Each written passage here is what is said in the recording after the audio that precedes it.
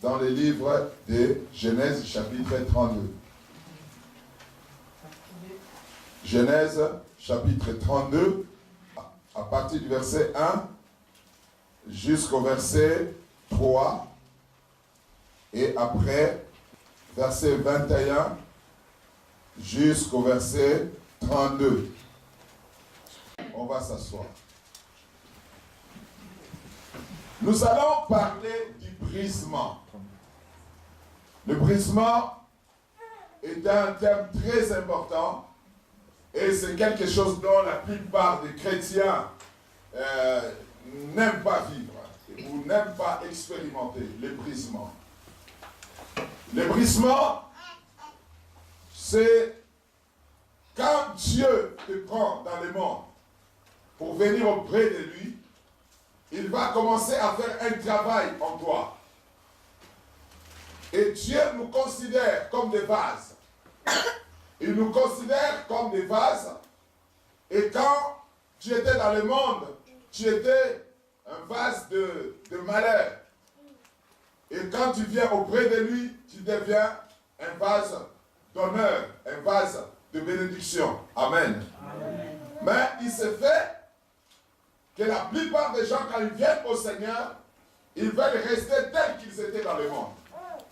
Ils veulent garder leur statut, leurs identités, leur nom, tout ce qu'ils étaient dans le monde, tout ce qu'ils étaient avant de connaître le Seigneur Jésus-Christ. Ils veulent prospérer tout en restant le même. Alors que la bénédiction du Seigneur ne peut pas se manifester dans la vie d'une personne s'il ne devient pas d'abord ce que Dieu veut qu'il soit. Le but de Dieu dans ta vie, c'est de te transformer à son image et de te bénir après avoir été transformé à son image. Mais le passage entre ce que tu étais et l'image de Dieu exige ce que nous appelons le brisement. Sans brisement, il n'y a pas de nouvelle création. Pour qu'il y ait de nouvelles choses au sein de ta vie, tu dois passer par ce brisement-là. Dieu brise le premier vase pour en faire une seconde. Amen. Dieu brise ce qui était là avant pour faire une autre chose à sa place. Amen. Et quand l'ancien n'est pas brisé, le nouveau ne viendra pas. Pour que le nouveau arrive, il faut que l'ancien soit brisé. Et c'est ainsi que le thème du brisement est un thème très très important que les chrétiens doivent comprendre. Alléluia. Amen. Ici nous sommes à Mahanaïm, le camp de Dieu. C'est l'endroit où Jacob a rencontré les anges.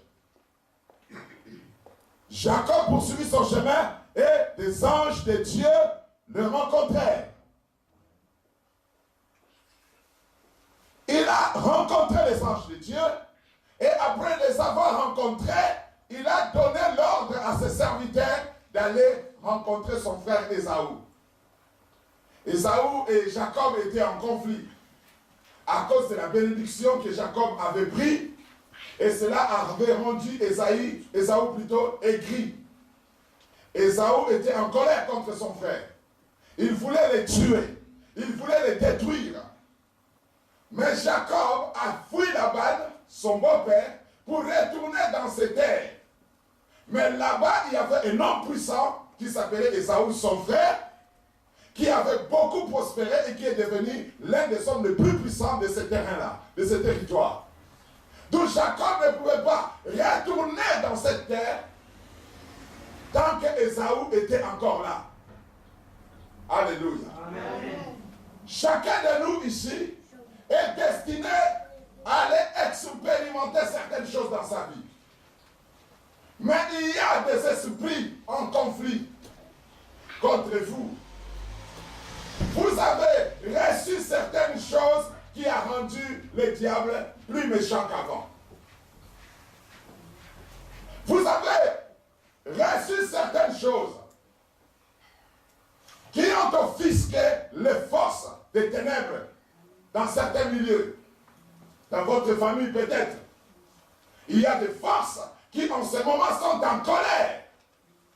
Parce qu'ils savent que tu as été béni. Vous savez, le diable est déjà naturellement en colère contre l'homme. Alléluia. Amen. Dites amen bien. Amen. La colère naturelle du diable contre nous est due au fait que lui voulait être semblable à Dieu. Et Dieu l'a rejeté.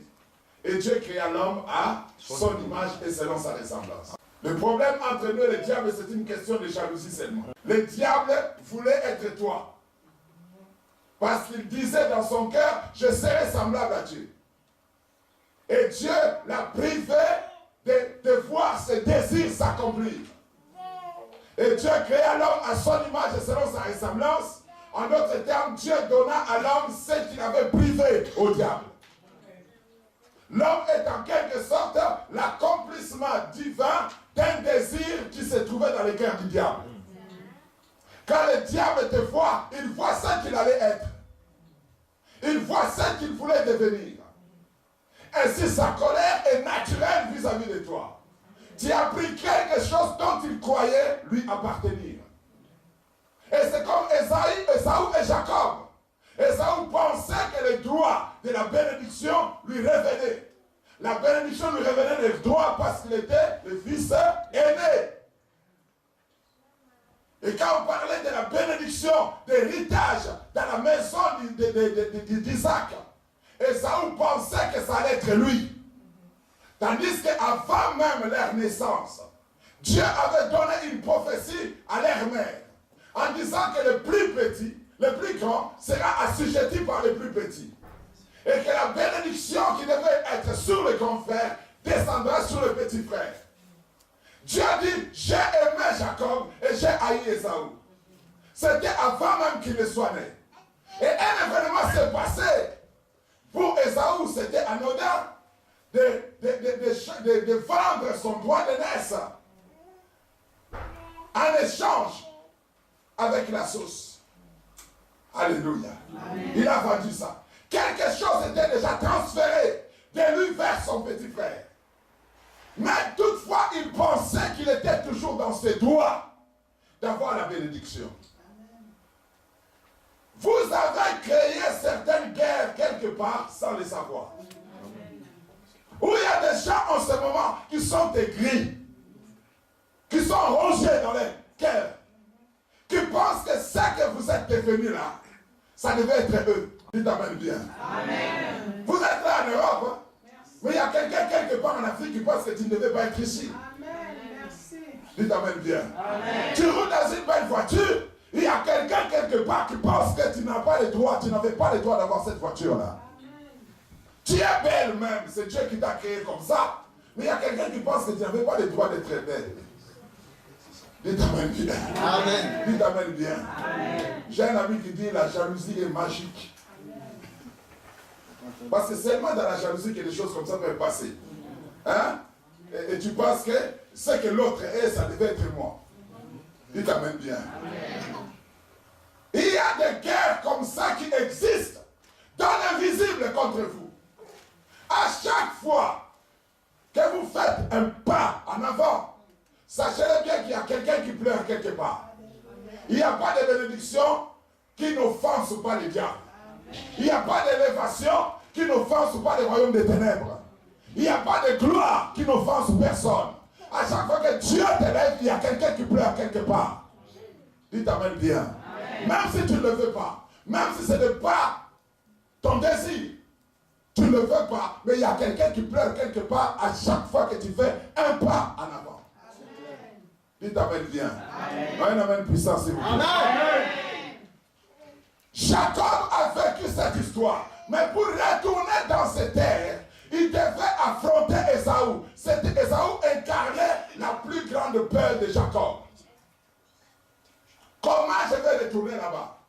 Je lui ai volé son droit de naissance, sa bénédiction, tout j'ai pris. Mais il est devenu puissant, même plus puissant que moi. Vous devez savoir qu'à cette époque-là, Ésaü était plus fort que Jacob. Amen. Alléluia. Amen. Une chose que vous devez savoir, très souvent en apparence, vos adversaires sont toujours plus forts que vous. En apparence. Souvent, ceux qui vous combattent sont souvent plus forts que vous, apparemment. Dans la réalité, vos adversaires sont toujours plus forts que vous. Mais dans la vérité, vous êtes toujours plus faible que vos adversaires. Mais votre Dieu est plus fort que eux. Dites Amen bien. Amen. Un Amen puissant, s'il vous plaît. Amen. Dans la réalité, vos ennemis sont toujours plus grands. Dans la Bible, il n'y a aucune histoire glorieuse où un grand homme a combattu un petit homme. L'histoire glorieuse, toutes les histoires glorieuses dans la Bible, c'est qu'un petit homme qui marchait avec Dieu a combattu un grand homme qui n'avait pas Dieu. C'est ça qui fait la beauté de la Bible. Dites Amen bien. Amen. De voir Israël, un peuple esclave qui est sorti de l'Égypte sous le regard impuissant des pharaons. Dites Amen bien. Amen. C'est de voir David affronter Goliath. C'est de voir Jésus-Christ affronter l'ensemble du royaume des ténèbres dans son incarnation. Alléluia. Amen. Il y a très souvent des victoires que vous ignorez. Des grandes victoires que vous ignorez dans l'histoire de votre vie. Vous avez beaucoup plus de victoires que d'échecs. Est-ce que vous comprenez très bien? Amen. Si tu essaies de compter le nombre de fois que tu as gagné, c'est plus que le nombre de fois que tu as perdu. Amen. Mais très souvent, on se focalise sur les échecs que sur les victoires. Amen. Et quelqu'un peut même offenser Dieu en pleurant pour un petit problème alors qu'il avait déjà eu plusieurs solutions dans sa vie. J'avais rencontré une femme qui me disait, docteur, je suis fatigué de la vie, rien ne marche. Rien ne marche dans ma vie. Je lui ai dit, tu es sûr vraiment que rien ne marche? Elle m'a dit, papa, rien ne marche. Je lui ai dit, déjà, toi, tu marches déjà. Tu marches déjà. Donc, tu ne peux pas dire rien ne marche. Parce que toi-même, tu marches. Et en plus, tu parles. Il y a des choses qui marchent en toi. Et tu connais bien ton problème, c'est que ton cerveau marche. Dites Amen bien. Un Amen puissant. Amen. Et tu sais à qui s'adresser pour trouver la solution. C'est que ton esprit marche aussi. Amen. Dites Amen bien. Amen. Il y a beaucoup de choses qui marchent dans nos vies et moins de choses qui ne marchent pas. Amen. Et souvent c'est à cause d'une seule chose qui ne marche pas que l'on pense que tout ne marche pas. Dites Amen bien. Amen. Il y a des gens, vous savez, les gens qui aiment se suicider sont des égoïstes. Les gens qui se suicident, ils vont aller directement en enfer. Si tu as des idées de suicide dans ton cœur, sache que c'est un ticket que le diable a acheté et il t'a offert gratuitement pour ton anniversaire afin que tu ailles en enfer. Tu comprends très bien? Parce que quelqu'un peut se suicider parce qu'un fiancé l'a déçu. Et il se suicide à cause d'un fiancé qu'il a déçu. Ça paraît normal, non? Son fiancé l'a déçu. Et elle est tellement déçue qu'elle accepte de partir. Vous savez ce que vous faites. Et vous verrez qu'une femme comme ça a peut-être des enfants qu'elle avait déjà eu avant. Et à cause d'un voyou, et tu vas te suicider. Dites Amen bien. Amen. Donc tu ignores l'amour de tes enfants. Tu ignores l'amour de ta mère qui t'aime beaucoup. Tu ignores beaucoup des amis qui sont tout autour de toi qui t'aiment. Oh bien-aimé. Les gens qui nous aiment sont toujours plus nombreux que ceux qui ne nous aiment pas. Amen. Dans la vie, il faut le savoir. Amen. Tu peux être haï par 2 personnes et tu penses que le monde entier ne t'aime pas. Jacob avait un combat et son combat c'était son frère. Pour arriver là où Dieu voulait qu'il arrive, il devait vaincre son frère. Il y a des batailles qu'on ne gagne pas par les armes. Il y a des batailles qu'on ne gagne pas par la violence. La bataille, la victoire la plus glorieuse, c'est une victoire sans combat. Dites Amen bien. Amen. Un Amen puissant. Amen. Amen. La victoire la plus puissante, c'est une victoire sans combat. Amen. Parce que les armes, ce n'est pas seulement ce que nous utilisons pour la violence. Il y a d'autres violences qui ne se voient pas. Ce que moi j'appelle la violence pacifique. Amen.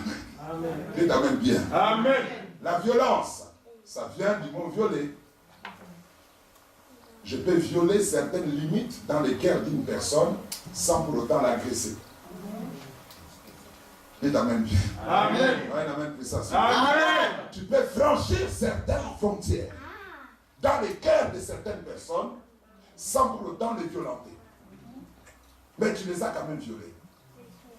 Tu as franchi les frontières dans leur cœur. Tu as traversé certaines limites établies dans leur cœur contre toi, mais sans violence. Dites Amen bien. C'est ce que Jacob avait compris. Que j'ai déjà une fois violenté mon frère. D'une autre façon. Et cette fois-ci, je dois chercher une autre stratégie pour accéder dans les terres que j'ai héritées de mon père et qui se trouve chez lui, mais cette fois-ci sans violence. Amen. Dites Amen bien. Amen. Je te dis au nom de Jésus-Christ, pendant 16-40 jours, le Seigneur va te faire franchir certaines limites sans bataille. Sans guerre, tu vas posséder certains héritages. Amen. Sans avoir affronté certains ennemis, tu vas entrer en possession de certaines choses. Amen. Tu n'auras pas besoin d'aller guerroyer avec quelqu'un pour gagner certaines choses. Le Seigneur te les accordera. Amen. Je prophétise sur toi que ta seule bataille sera la bataille de la foi. Et tu entreras en possession de ton héritage sans avoir agressé qui que ce soit. Au nom de Jésus-Christ de Nazareth. Tu n'as pas besoin nécessairement de blesser quelqu'un pour gagner dans la vie. Dites Amen bien. Amen. Prendre la femme d'autrui, le mari d'autrui. Tu n'as pas besoin de la chose d'autrui pour réussir. Dites Amen bien. Amen. Oui. Tu n'as pas besoin de la chose d'autrui pour réussir. Ni de mari d'autrui pour réussir. Ni de la femme d'autrui pour se sentir en paix. J'ai un principe dont je dis aux enfants de Dieu que rien n'est bon dans ce monde si au préalable ce n'est pas un don de Dieu pour toi. C'est-à-dire que rien ne peut être bon pour toi si ce n'est pas un don de Dieu pour toi. Pour que quelque chose soit bon pour toi, ça doit être un don de Dieu pour toi. Ce qui revient à dire que si tu prends quelque chose que Dieu avait donné à l'autre, cette chose-là ne te fera pas, ne t'accordera pas le même bonheur qu'il accorde à l'autre. Dites Amen bien. Amen. Ce qui est à autrui, ce qui bénit l'autrui, te maudit. Alléluia. Ce qui bénit l'autre te maudit. Amen. Dites Amen bien. Est-ce que quelqu'un me comprend dans cette salle? Amen. C'est comme je suis venu là dans l'église, je vois, Autorité a une bonne église. Il a des gens très fidèles. Et puis je commence à manœuvrer pour tirer quelques têtes et les amener chez moi.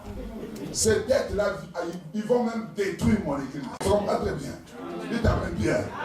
Parce qu'ils n'ont pas été spirituellement programmés pour mon ministère, pour mon église. Il n'y a pas de place pour eux dans mon église. Et quand ils viendront, ils vont détruire et construire. Il faut faire très attention aux choses d'autrui. Dis à ton frère, pas la chose d'autrui. Pas la chose d'autrui. Pas la bénédiction d'autrui. Pas la bénédiction d'autrui. Dites Amen bien. C'était quand les enfants d'Israël traversaient le désert, quand ils quittaient l'Égypte, Dieu a ouvert la mer rouge pour eux. Et ils ont commencé à traverser, ils ont traversé. Pharaon est venu aussi avec son armée. Il a dit, s'ils ont traversé, ici, c'est que nous allons aussi traverser. Mais ce qu'il a oublié, les chemins n'étaient pas ouverts pour lui. Il y a des portes que tu trouves ouvertes, mais il ne faut pas nécessairement entrer. Amen, amen. Dites Amen bien. Il y a des portes que tu peux trouver ou grandement ouvertes. Mais ne te précipite pas d'entrer parce que tu ne sais pas si on avait ouvert pour qui. Donc Jacob s'est retrouvé dans une situation compliquée qu'il devait arranger. Mais l'histoire de l'arrangement commence par sa rencontre avec les anges. C'est à Mahanaïm qu'il a rencontré les anges et il a été inspiré de ce qu'il doit faire pour posséder son héritage sans violence. Dites Amen bien. Dis je suis à Mahanaïm. Dis ça plus fort, je suis à Mahanaïm. Je suis à Mahanaïm. C'est là où je possède mon héritage sans violence. Alléluia. Ici, tu reçois l'inspiration de comment contourner les obstacles du diable et la méchanceté des hommes pour entrer en possession de ton héritage. Dites Amen bien. Ce n'est pas en vain que cette église s'appelle Mahanaïm. Dans le camp de Dieu, quand on parle du camp, on parle de l'armée. C'est l'idée de l'armée. Et dans l'armée, la force d'une armée, ce n'est pas seulement ses armes, mais la stratégie. Je comprends très bien. Vous pouvez avoir une puissante armée, mais si vous n'avez pas de stratégie, vous allez perdre. Vous savez, toutes les armées du monde s'inspirent d'un livre qu'on appelle c'est le livre de Sun Tzu, un chinois. On appelle l'art de la guerre. C'est un livre qui date des siècles avant Jésus-Christ. Quelqu'un l'a écrit et la plupart des armées du monde s'inspirent de ce livre-là. C'est le livre le plus stratégique de la guerre.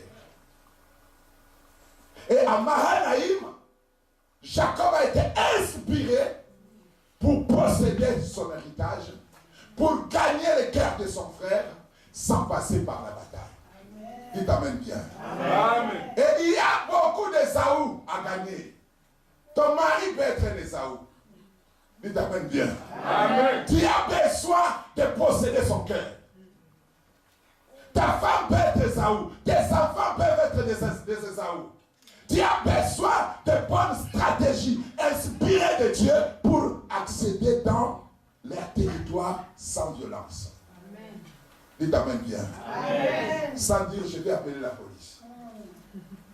Dites Amen bien. Amen. Sans dire donne-moi ma carte. Sans dire je vais te chasser de chez moi. Si tu continues encore, tu vas aller ailleurs. Sans passer par là. Tu peux gagner le cœur de quelqu'un. Dites Amen bien. Amen. Il y a des armes plus puissantes que les armes d'agression que vous utilisez. Dites Amen bien. Amen. L'amour est une arme puissante. Amen. Dites Amen bien. Amen. L'amour est une arme puissante. Dans l'histoire de l'Église, je ne sais pas s'il me reste quelques minutes, je vais atterrir sur le président. Dans l'histoire de l'Église, il y a une femme qui avait gagné un homme très puissant qui s'appelle Smith Wigglesworth. C'est l'un des hommes les plus puissants de l'histoire de l'Église. Il a existé vers les années 30. Dieu l'a utilisé dans le miracle de résurrection de morts extraordinaire. Mais à la base, c'était un plombier. Et qui était athée, qui ne croyait pas. Mais sa femme était chrétienne. Elle allait tout le temps à l'église prier. Et à chaque fois qu'elle revenait de l'église, Smith Wigglesworth, comme il était aussi alcoolique, l'a tabassé copieusement à chaque fois que sa femme revenait de l'église. Un jour, sa femme est revenue de l'église. Donc, même si on l'a tabassé, la femme continuait à lui dire « Je t'aime et mon Seigneur t'aime aussi. » Je t'aime. Elle ne réagissait pas. Ce qui étonnait Smith, c'est qu'elle l'a tabassé la nuit, le visage était gonflé, mais tous les jours, le matin, elle avait un nouveau visage. Amen. Il faut lire ce livre-là. Alléluia. Elle avait toujours un nouveau visage plus beau que ce qu'elle avait avant. C'est comme si le coup de Smith la rajeunissait. Dites Amen bien. Amen. Vous savez, là où il y a l'amour, il y a le miracle. Là où l'amour est présent, là où l'amour est l'arme de la guerre, il y a toujours les miracles. Dites Amen bien. Amen. Yes. Et un jour, cette femme revenait du travail et de l'église. Smith a dit, l'a vu à la fenêtre, il a dit, je ne te tape pas, sinon je vais perdre mon temps. Mais tu n'entres pas ici. La maison parentale de la femme, c'est-à-dire sa famille, se trouvait à 2 kilomètres de leur maison. Mais toute cette histoire-là, elle n'a jamais rencontré dans sa famille. Jamais. Et elle est restée devant la porte, accrochée à la porte au Canada pendant l'hiver. Et elle est devenue comme une bloc de glace. Elle a été gelée à la porte. Et le matin, quand Smith voulait aller au travail, il pensait que sa femme était rentrée chez ses parents. Il ouvre la porte, il sent que la porte était lourde. Et quand il a forcé, il voit à côté un bloc de glace qui tombe. Et à l'intérieur, c'était sa femme. Vous comprenez? Dites Amen bien. Amen. C'était sa femme. Comme c'était un plombier, il est parti prendre un marteau. Il a cassé. Et puis il voit sa femme qui sort là tranquillement, sans rien. Et c'est ce jour-là qu'il a dit, ton Dieu est vivant. Tu vas me montrer là où tu pries. Amen. Et cet homme est devenu l'homme le plus puissant de son époque. Amen. Là où il y a l'amour, on gagne des batailles sans violence. Dites Amen bien. Amen. Non, un Amen puissant, s'il vous plaît. Ce n'est pas mon thème, mais je sens que je parle à quelqu'un. Je m'adresse à quelqu'un. Il y a une violence qui veut naître dans le cœur d'une personne par rapport à une situation dans laquelle tu te trouves. Le Seigneur veut que tu puisses calmer les jeux. Que la paix gagne ton cœur. Et tu es ici dans la maison de Dieu, tu dois sortir de cet endroit avec la paix et l'amour dans ton cœur. Pour aller gagner ta bataille. Le Seigneur va combattre pour toi. Quand l'amour devient ton arme. Dites Amen bien. Amen. Mais Jacob à Mahanaïm, quand il a envoyé les gens aller voir Ésaü, il est resté. Ésaü lui a envoyé un message positif. Parce qu'il était à Mahanaïm et qu'il a rencontré les anges de Dieu, il a envoyé les gens avec une stratégie d'amour. Et la réponse, la réaction de son frère en colère, c'était « Je n'ai pas de problème contre toi. Je t'accueillerai, je te donnerai, je te ferai du bien. Rentre, lisez dans vos Bibles. Retourne chez toi sur tes terres et je te ferai du bien. » Le Seigneur t'accorde pendant ces 40 jours que tes ennemis te fassent du bien. Je dis tes ennemis vont te faire du bien. Amen. Les gens qui t'haïssaient hier, ils vont t'aimer aujourd'hui. Ils seront dans l'obligation de t'aimer. Ils te donneront ce qu'ils t'avaient privé hier. Ceux qui ne pouvaient pas te donner hier, ils te les donneront aujourd'hui. Le Seigneur met dans le cœur de tes adversaires de te donner des choses qu'ils refusaient de te donner avant. Au nom de Jésus-Christ, que ce soit à l'office, que ce soit à la commune, que ce soit au travail, que ce soit n'importe quel endroit, dans ta famille, à la banque, partout là où tu avais frappé et il y avait l'opposition, quelque chose de positif va se passer en ta faveur au nom de Jésus-Christ de Nazareth. Quand Dieu approuve les voies d'un homme, il dispose favorablement à son égard, voire même ses ennemis. C'est la parole du Seigneur. Tous les actes de tes ennemis te seront favorables. Même leurs complots te seront favorables. Même leurs méchancetés te seront favorables. Même les rejets te seront favorables. Au nom de Jésus-Christ. Il y a une phrase que j'aimais entendre mon père spirituel qui le disait en anglais. Rejection is direction. C'est-à-dire la réjection. Le rejet, c'est la direction. Ceux qui te rejettent te donnent la direction. Amen. Ceux qui t'abandonnent te laissent là où tu devais être. Ils pensent t'avoir laissé au mauvais endroit, mais c'est là où tu devais produire. C'est là où tu devais prospérer. Ils ont rejeté Joseph, ils l'ont vendu, il est allé en Égypte, et c'est là qu'il devait être. C'est là que sa destinée l'attendait. Dieu va travailler dans le cœur de tes ennemis pour qu'il te place là où tu devais être. Au nom de Jésus-Christ de Nazareth. Mais quand son frère lui a dit, je t'attends, je te ferai du bien, Jacob a compris que ce n'était pas tout. Les hommes peuvent te donner des promesses. Mais pour que toi-même tu ne deviens pas un problème pour ces mêmes promesses, il faut que quelque chose se passe en toi. Dites Amen bien. Amen. Tu peux être destiné à posséder des choses qui sont déjà disposées pour toi. Mais Jacob a compris que ça ne suffisait pas. Il a envoyé ses enfants devant, tout le monde devant, tout le monde est parti, et puis il est resté seul. Parce qu'il pensait que ce n'était pas suffisant. Je suis Jacob, le voleur, le usurpateur. Même si mon frère me reçoit encore bien, je finirai par lui voler quelque chose. Et la guerre va recommencer. Il y a quelque chose qui ne va pas. Il faut des fois être sincère vis-à-vis de vous-même. Reconnaître vos faiblesses, reconnaître vos erreurs, reconnaître vos défauts, c'est un avantage dans la stratégie du combat spirituel. Quand vous savez vraiment qui vous êtes, vous aurez de la retenue pour ne pas vous engager plus vite dans certains projets. Jacob savait, on m'a ouvert la porte. Je peux aller là-bas, mais je suis toujours Jacob. Dites Amen bien. Amen. Dites Amen puissamment. Amen. On veut me marier, mais je suis toujours impudique. Alléluia. Vous savez que le mariage n'est pas une remède puissante contre l'impudicité.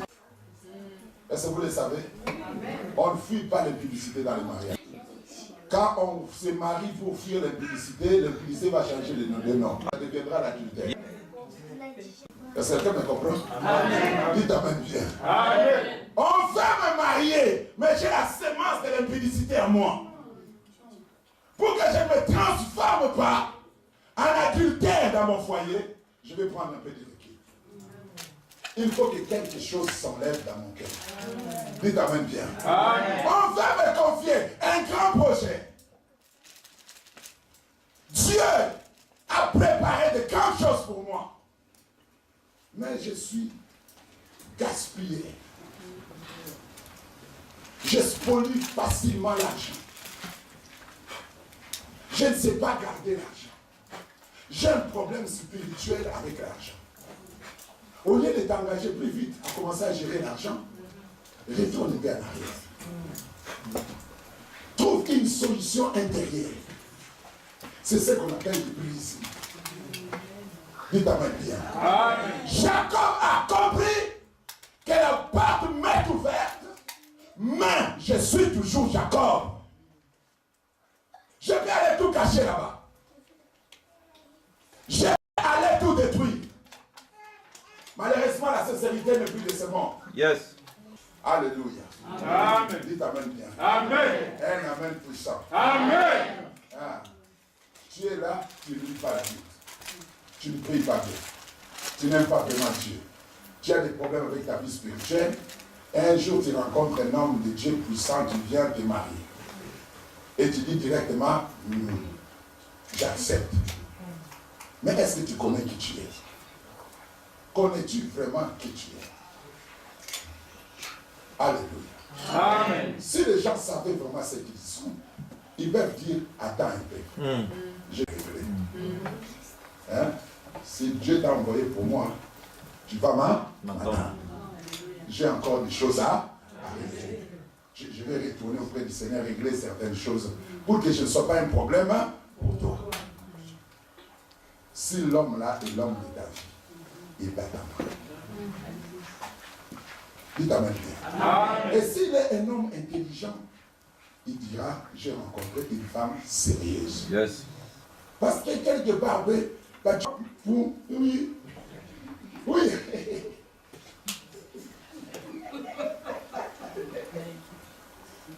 Dites Amen bien. Amen. Amen puissant, s'il vous plaît. Amen. Oui. Jacob a compris que la porte est ouverte. Il y a des grandes choses qui sont là-bas, mais je suis encore Jacob. Et je ne peux pas aller comme ça. Il faut que quelque chose change en moi. Il est retourné, il est resté seul.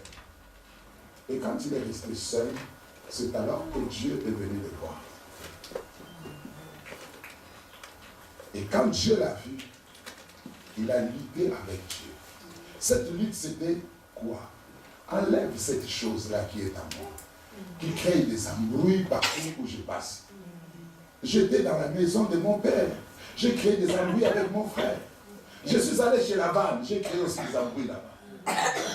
Et donc je marche avec les embrouilles partout. Donc enlève ça en moi. Je crois être destiné à de grandes choses. Change-moi.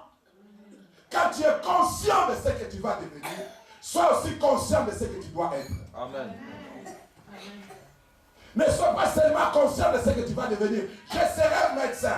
Moi, je vais soigner beaucoup de gens. Mais commence d'abord par devenir médecin. Commence d'abord par aller à l'université, à étudier, à apprendre la médecine parce que tu aspires à soigner les gens. Dieu t'appelle au ministère. Dieu t'appelle au ministère. Et du coup, moi je suis un homme puissant, Dieu m'a appelé. Amen. Amen. Je voudrais faire un exercice ici, je pense. Hein? Vous vous souvenez, à l'école? Est-ce que je vais les reprendre encore aujourd'hui pour savoir si c'est resté dans vos têtes? Amen. Amen. Maman est tôt. Bon, maman est tôt. Ah, maman est tôt. Maman est tôt. Maman est tôt. Maman est tôt. Donc, c'est comme ça que les chrétiens réagissent. Ils disent oui à l'appel, mais ils ne se déplacent pas pour venir là où on les a appelés. C'est un exercice que je vous réfléchis. Beaucoup de gens ont entendu l'appel de Dieu, mais moins de gens se sont déplacés dans leur ancienne vie pour venir auprès du Seigneur. Amen. Vous comprenez très bien? Amen. Moins de gens. Beaucoup continuent encore à entendre la voix de Dieu qui leur dit « Je t'ai choisi, je t'ai appelé, je t'ai élevé, j'ai préparé de grandes choses pour toi. » Mais ils ne se sont jamais déplacés dans de leur ancienne vie pour venir auprès du Seigneur. Les choses que Dieu te promet ne se réalisent jamais sans Dieu. Même s'il l'a dit. Parce que toi, tu ne fais rien dans ta destinée. C'est Dieu qui accomplit son plan dans ta vie. Donc, tu dois être entre ses mains pour que le plan qu'il a fait pour toi puisse se réaliser. Dites amen bien. Amen. Donc, tu ne dois pas demeurer ce que tu étais, tout en espérant vivre l'accomplissement des promesses du Seigneur. Dites amen bien. Amen. Oui, comprends bien ces choses. Aucune prophétie ne s'accomplit sans ton association avec Dieu. Quelle que soit la bouche qu'il avait prophétisée. Est-ce que tu comprends bien? Amen. Tu peux t'asseoir, maman. Jacob a rencontré les anges. Il a compris la stratégie. Et il a compris aussi que la porte m'est ouverte. Mais il y a quelque chose qui ne va pas. Je dois chercher la face de Dieu. Il est allé devant la face du Seigneur. Il a lutté avec le Seigneur toute la nuit. Il a demandé à Dieu de les bénir. Alléluia. Amen. Vous voyez, il demande quoi? La bénédiction de Dieu. Vous savez pourquoi il demande la bénédiction de Dieu? Parce qu'avant, vous avez dit que Jacob était béni, oui. C'est son père qui l'avait béni. Mais il n'avait pas encore reçu la bénédiction directe de Dieu. Ce qui vient directement de Dieu comme ça, il ne l'avait pas encore reçu. Et il en était conscient. Nous les hommes de Dieu, nous sommes là, nous sommes comme les anges que vous avez rencontrés à Mahana, Haï. Par nous, vous recevez des stratégies. Vous comprenez ce que vous devez faire. Mais l'accomplissement dépend de votre relation personnelle avec Dieu. Après avoir rencontré l'ange, tu dois rencontrer Dieu. Après avoir rencontré un homme de Dieu, tu dois rencontrer Dieu lui-même. Quand Israël a rencontré Moïse, la fin c'était de rencontrer Dieu sur le mont Sinaï. Tu rencontres un homme de Dieu et tu ne fais aucun effort pour connaître son Dieu. Tu n'es pas nourri d'un désir profond de connaître le Dieu que te prêche les serviteurs de Dieu, celui qui l'a envoyé. C'est ce que Jacob avait compris. J'ai rencontré les anges, j'ai compris les stratégies, les portes me sont ouvertes, mais ce n'est pas suffisant. Je dois retourner. Dans ces 40 jours, fais-toi un défi. Amen. Amen. Un défi du brisement. Jacob est retourné là-bas. La preuve du brisement, c'est qu'avant que Dieu ne le brise, il a frappé à l'emboîture de sa hanche, au tendon. Il a blessé. Et après l'avoir blessé, il a béni. Dieu ne te bénit pas avant de t'avoir d'abord blessé. Tu dois porter les cicatrices de ta relation avec Dieu. Le marque de ta relation avec Dieu. On ne marche pas avec Dieu et on sort de la vie avec Dieu. On continue avec lui sans aucune trace de sa présence dans sa vie. Merci. Dieu doit marquer ta vie de son sceau. Tu dois avoir une histoire à raconter. Dites amen bien. Amen. Tu dois avoir une histoire à raconter. Quand on parle d'Abraham, il y avait 25 ans. C'était ça son histoire. 25 ans de patience. 25 ans où il a été brisé. Que Dieu te bénisse. 25 ans de brisement. Et c'est dans ces 25 ans que Dieu changea son nom d'Abraham en Abraham. Quand il dit l'histoire de Jacob, il y a eu des brisements. L'histoire de Joseph, il y a eu des brisements à l'intérieur. Il a été Joseph et il est devenu Tafnat Painéa, l'homme en qui on trouve la lumière. Il y a une histoire de Moïse dans la maison de Pharaon, un grand prince qui entend la voix de Dieu et qui a voulu répondre à cet appel. Dieu dit non, calme-toi. Il y a des choses qui ne se sont pas encore réalisées. Brisement. Dites amen bien. Amen. Non, brisement. Il passe par des épreuves jusqu'à telle enseigne que lui qui était puissant en parole et en œuvre a commencé à bégayer. Avant, il ne bégayait pas. C'est les 40 ans de preuve qui l'ont fait bégayer. Dieu a brisé quelque chose en lui. Tu parlais bien, tout le monde t'admirait et tout ça, c'est ça qui fait ton orgueil. Je coupe ça. Amen. Parce que Moïse était un grand orateur. Je pense que déjà, il ne parlait pas bien. Il faisait seulement des miracles. Et c'est Aaron qui parlait à sa place. Et on l'admirait comme un Dieu. Et s'il parlait maintenant bien. Parce que le vrai pouvoir, c'est dans la parole. Ce n'est pas dans les miracles. C'est dans la parole que se trouve le vrai pouvoir. Elle se comprend très bien. Dites amen bien. Amen. Parce que le miracle émane de la parole. Amen. Le miracle vient de la parole. D'où le vrai pouvoir est dans la parole. Dieu n'a pas créé les cieux et la terre par des prodiges. Non. Par la parole. Dites amen bien. Amen. Alors Dieu a brisé ça. Lisez la Bible. Il était puissant en parole et en œuvre avant même d'aller à Madian. Dieu l'a brisé. Et ça a pris 40 ans. N'ayez pas peur. Ton brisement ne prendra pas beaucoup de temps. Il t'amène bien. Amen. Ça ne fera pas 40 ans. Dis à ton frère, ça ne fera pas 40 ans. Tout dépend. Dis-le, tout dépend. Non, dis-le, tout dépend de ta vitesse de compréhension. Dites amen bien. Amen. Dieu ne fixe jamais 10 ans de brisement, 20 ans de brisement, 40 ans de brisement, 30 ans de brisement ou 10 jours de brisement. Non. Dieu veut te briser maintenant. Amen. Si tu comprends ton brisement, tu acceptes de te soumettre, tu es brisé, ta vie change le même jour. Dites amen bien. Amen. Donc, c'est à toi de comprendre le travail que le Seigneur est en train de faire dans ta vie. Si tu es rapide dans la compréhension, je vous ai déjà donné cet exemple ici. Je quitte ici pour aller à Kinshasa, c'est 8000 km. Si je le fais en avion, je fais 8 heures ou 7 heures. Si je le fais en voiture, je le fais peut-être 3 mois, je ne sais pas, environ. Si je le fais à pied, je vais mourir quelque part, vers Niger ou quelque part. Dites amen bien.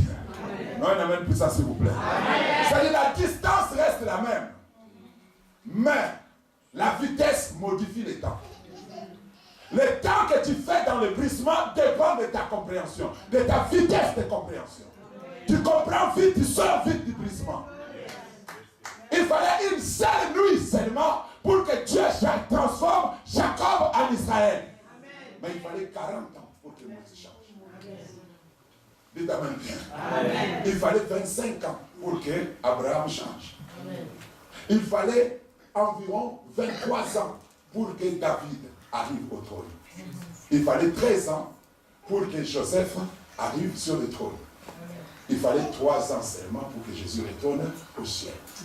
Dites amen bien. Amen. À chacun ses épreuves et à chacun aussi la qualité de sa compréhension. Dites amen bien. Amen. Le brisement, c'est un passage obligé.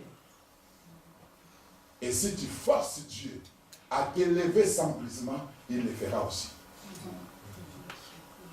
Il le fera. Mais quand Dieu te laisse entrer en possession de ton héritage sans brisement, tu es maudit. Yes. Dieu est là. Dans ma génération, c'est-à-dire quand je suis revenu du Nigeria, j'ai trouvé des jeunes qui prêchaient l'évangile à Kim. Et nous avons formé un groupe ensemble. On prêchait ensemble. Ils les connaissent tous. Et je vous dis que tous ceux qui faisaient partie de ce groupe avec moi, certains sont venus avec moi du Nigeria. Tous sont morts. Mes amis. Et ils pensaient que moi j'étais en retard.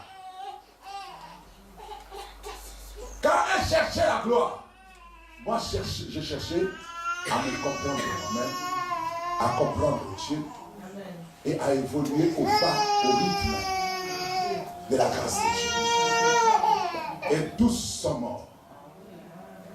Est-ce que quelqu'un me comprend dans cette salle?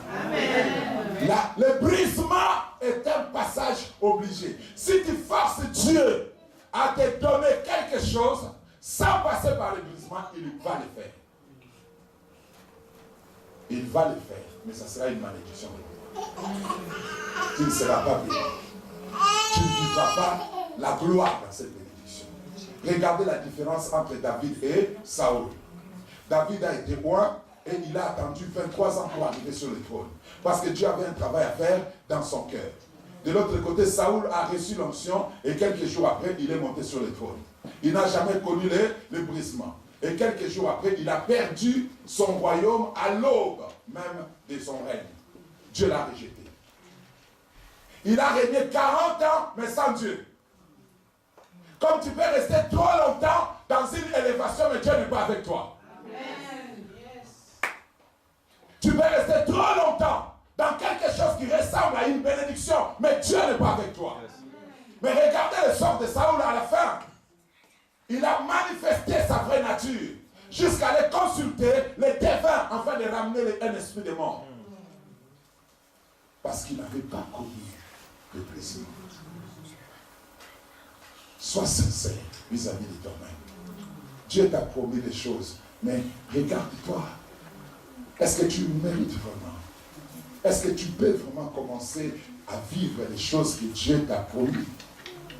C'est pourquoi ce service est important. Pour t'aider à prier. Que le Seigneur te brise. Je vais clôturer en vous disant que le brisement devient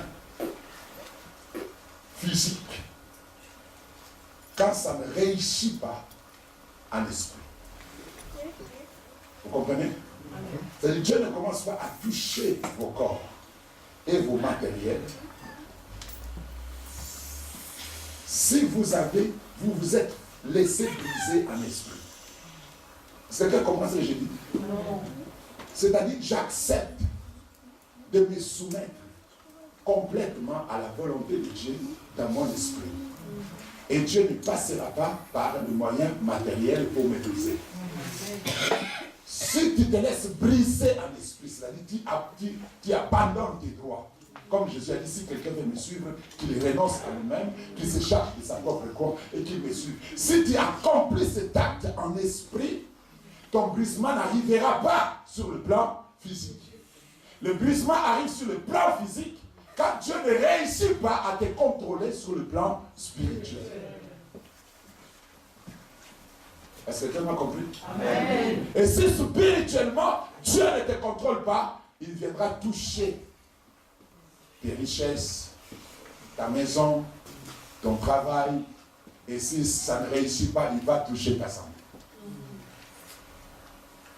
Et il ne faut pas que tu arrives jusque-là. Tu t'amènes bien. Amen. Il faut que ça se limite au niveau spirituel. Le fait que tu viennes ici, que tu aies la volonté de participer à ce programme, c'est déjà un brisement spirituel qui a commencé dans ton cœur. Bénisse.